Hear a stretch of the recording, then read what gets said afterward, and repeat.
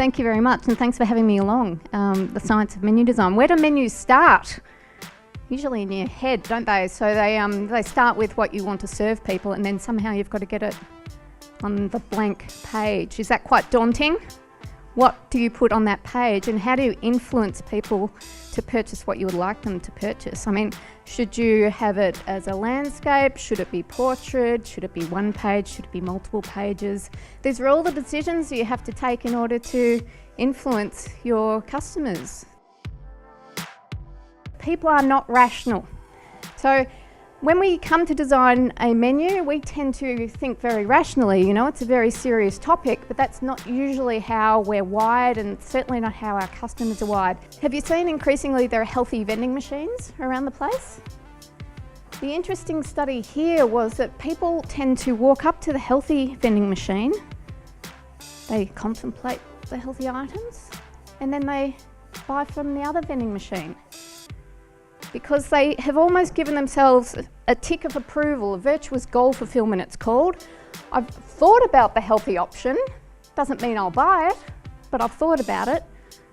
Now for you, when it comes to menu design, having healthy items on a menu can actually lift sales of unhealthy items.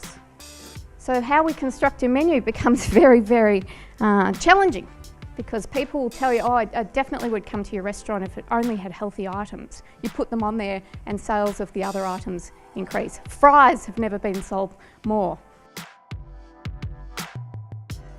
The first number people see is the most important number. So when it comes to menu design, how can you anchor them to a high number so that everything else on the menu seems like it's great value?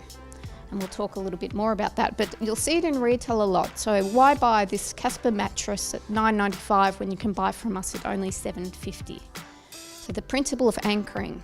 Here they've got fruits of the sea, so oysters and shellfish, anchoring with the most expensive in the top right. But what they're doing here, they might not even expect to sell any oysters, but the oysters are really anchoring people to a higher value so that everything else that they see on the menu seems less expensive.